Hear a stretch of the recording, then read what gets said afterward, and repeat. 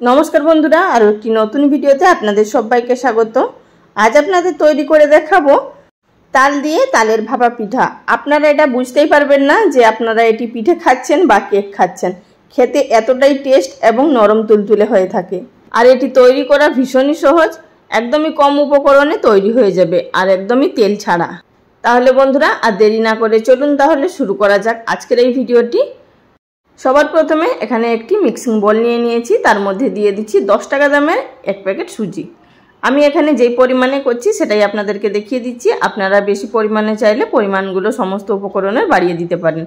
दिए दिलाम स्वादमतो नुन, दिलाम एखाने 100 ग्राम परिमाण चिनी। चिनिटा आपनारा निजेदेर टेस्ट अनुयायी व्यवहार करबेन और तालेर मिष्टि अनुयायी चिनिटा एखाने व्यवहार करते होबे।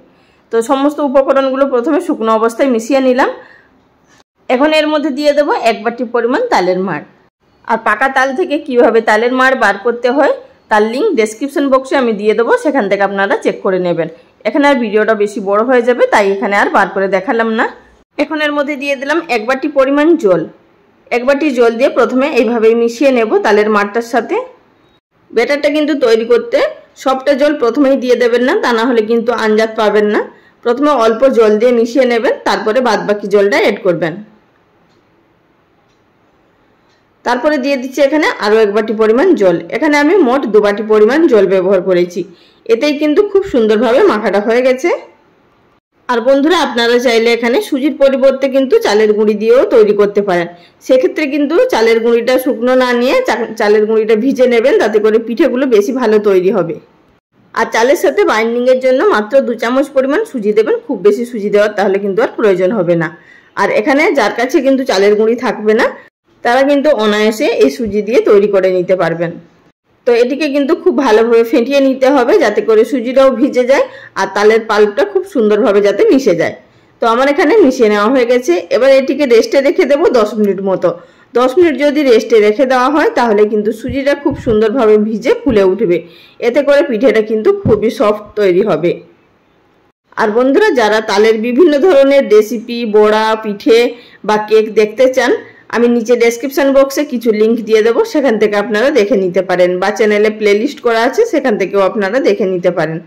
তো এখানে 10 মিনিট মতো ঢাকা দিয়ে রেখে দিয়েছিলাম, দেখতেই পাচ্ছেন অনেকটাই কিন্তু ফুলে গেছে। এখন এর মধ্যে এড করে দেব ছোট একটা ইনো প্যাকেট, এতে করে পিঠেটা ভীষণই ফ্লাফি তৈরি হবে।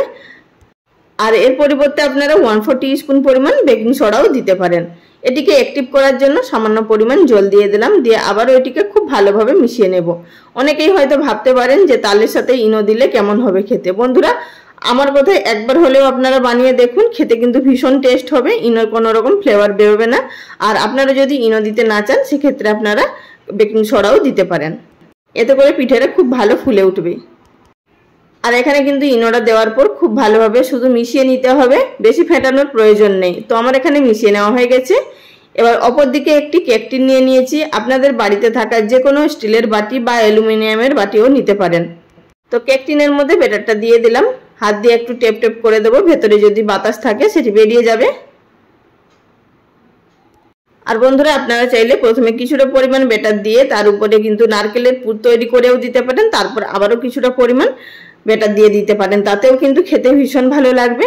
আমি যেহেতু আপনাদের আজকে ভীষণ সহজ পদ্ধতিতে তৈরি করে দেখাবো, ঠিক এইভাবেই আজকে দেখালাম। এর থেকে কিন্তু সহজ আর কোনো কিছুই নেই, আর কিন্তু খেতে ভীষণ টেস্ট হয়। উপর থেকে দিয়ে দিলাম কিছুটা পরিমাণ কুড়িয়ে নেওয়া নারকেল, দিয়ে দিলাম কিছুটা পরিমাণ কুচিয়ে নেওয়া বা কাজু বাদাম, আর দিলাম কয়েকটা কিশমিশ।